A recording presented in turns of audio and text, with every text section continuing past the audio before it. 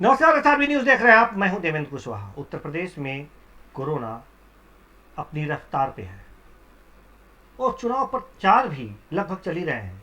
त्रिस्तरीय पंचायत चुनाव जो उत्तर प्रदेश में हो रहे हैं, कोरोना के साये में हो रहे हैं। कोरोना अपनी रफ्तार इस तरह से बढ़ा रहा है कि स्मशान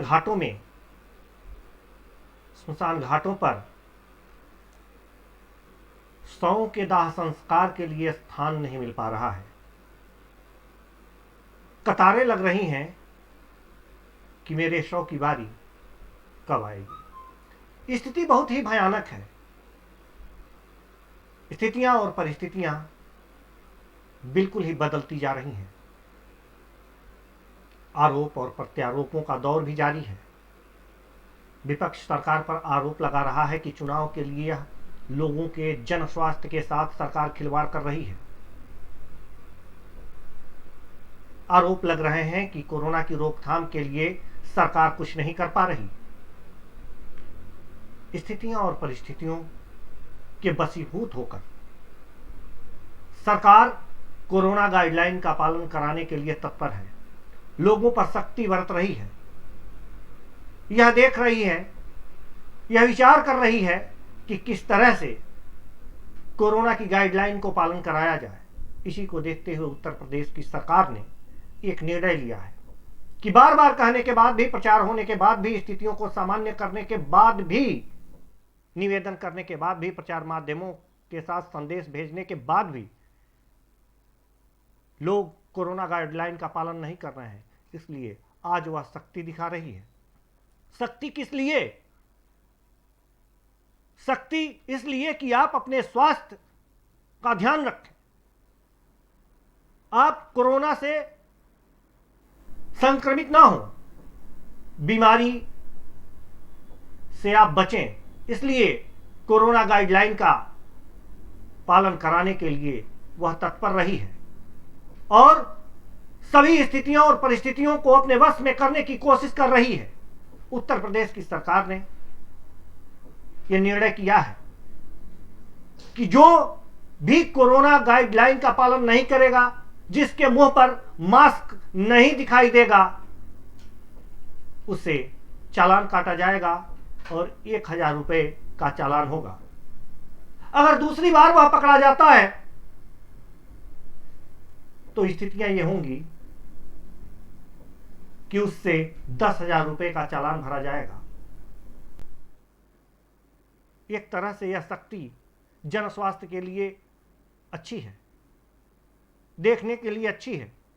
सरकार की जिम्मेदारी यह दिख रही है कि जिम्मेदार सरकार जो है वो किस तरह से अपनी जिम्मेदारी का निर्वहन कर रही है और किस तरह से उसे करना चाहिए। सख्ती बरत रही है, अर्थदंड लगा रही है, लेकिन एक पक्ष और भी उभर कर सामने आता है। वह यह पक्ष है कि क्या सरकार जो अर्थदंड ले रही है, क्या सरकार जो स्थिति और परिस्थिति पैदा कर रही है, जो 1000 रुपए का चालान पहली बार लिया जा रहा है मास्क न लगाने पर लोगों से, दूसरी बार पकड़े जाने पर चालान के रूप में उससे 10,000 रुपए लिए जा रहे हैं। ऐसे में कोरोना गाइडलाइन का पालन कराने की सख्ती तो सरकार की झलकती है, लेकिन दूसरा पक्ष यह है कि आखिर सरकार की भी जो संक्रमित लोग हैं उनके प्रति जिम्मेदारी बनती है। आज स्थितियां यह है कि लोगों को ऑक्सीजन नहीं मिल रहा है। कोरोना के संक्रमित व्यक्ति को, मरीज को ऑक्सीजन नहीं मिल पा रहा है। क्यों नहीं मिल पा रहा है? इसका जवाब तो सरकार से मिलना ही चाहिए। आखिर क्या उसकी व्यवस्था है?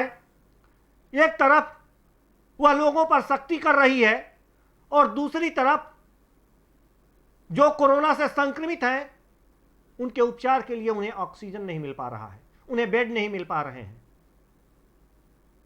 लोग तड़प तड़प करके जान दे रहे हैं। क्या जनता को मैं एक बार फिर कहूंगा, क्या जनता को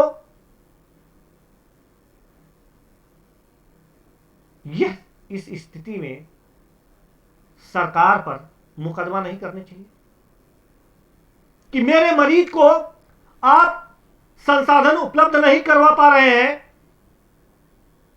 उसके लिए जनता सरकार पर क्या दंड लगाए, क्या दंड होना चाहिए? क्या सरकार पे मुकदमे नहीं होने चाहिए कि आपकी व्यवस्थाएं, चिकित्सा के लिए व्यवस्थाएं कम पड़ रही हैं, जो चिकित्सकीय सेवाएं हैं वो कम पड़ रही हैं, जो चिकित्सा के लिए दवाएं हैं वो कम पड़ रहे हैं, जो बेड्स हैं वो कम पड़ रहे हैं। आखिर ये किसकी जिम्मेदारी है? क्या सरकार अपनी जिम्मेदारी को पूर्णतया निभा पा रही है? क्या सरकार अपनी जिम्मेदारी को ईमानदारी से निभा पा रही है? ये सवाल खड़े हो रहे हैं। जनता से जिस शक्ति से पैसे वसूले जा रहे हैं, उसी तरह से अगर कोरोना से संक्रमित व्यक्ति कोई है और उसे सरकार संसाधन उपलब्ध नहीं करा पा रही है, तो वो भी उतनी ही दोषी है जो कोरोना गाइडलाइन का पालन नहीं कर रहे हैं, अपने चेहरे पे मास्क नहीं लगा रहे हैं। ऐसी तमाम स्थितियां हैं, ऐसी तमाम परिस्थितियां हैं जहां पर सरकार दोषी है। पश्चिम बंगाल की अगर जो बात कर लें, वहां भी चुनाव चल रहे हैं और कोरोना भी अपनी रफ्तार पर है। उसका मृत्यु दर महाराष्ट्र में कोरोना से हुए मृत्यु दर के करीब करीब बराबर है। ऐसे में प्रधानमंत्री वहां पर जाकर एक दिन में 6-6 रैलियां करते हैं। क्या प्रधानमंत्री के लिए कोरोना गाइडलाइन का पालन करना जरूरी नहीं होता है? क्या वहां की जनता जो गैदरिंग होगी उसमें कोरोना से पॉजिटिव नहीं होगी, कोरोना से संक्रमित नहीं होगी? ये स्थितियां सरकार के लिए एक नया नियम और जनता के लिए एक नया नियम क्यों? आखिर क्यों इस तरह के दोहरे मापदंड अपनाए जा रहे हैं सरकार के द्वारा? यह मेरा प्रश्न है। एसआरबी न्यूज पूछता है कि आखिर उनका दोष क्या है जो कोरोना से संक्रमित हो रहे हैं और आप उनकी दवा के लिए व्यवस्था नहीं कर पा रहे हैं? इसमें उस संक्रमित व्यक्ति का दोष क्या है? साथ ही साथ आप जो चालान काट रहे हैं, 1000 रुपए का जो चालान है आपके ऊपर जो आप काट रहे हैं, वो एक तरह से सही ठहराया जा सकता है। तो आप जब लोगों को संसाधन उपलब्ध नहीं करवा पा रहे हैं, तो उसके लिए आप दोषी भी ठहराए जा सकते हैं। तो फिलहाल इस कार्यक्रम में हम यही आप लोगों को समझा रहे हैं कि आप कोरोना गाइडलाइन का पालन करें, लेकिन साथ ही साथ सरकार को संदेश भी दे रहे हैं कि अगर सरकारी तंत्र कोरोना से संक्रमित व्यक्तियों को संसाधन उपलब्ध कराने में, चिकित्सकीय सेवा उपलब्ध कराने में विफल होता है, तो उसकी भी एक जिम्मेदारी बनती है।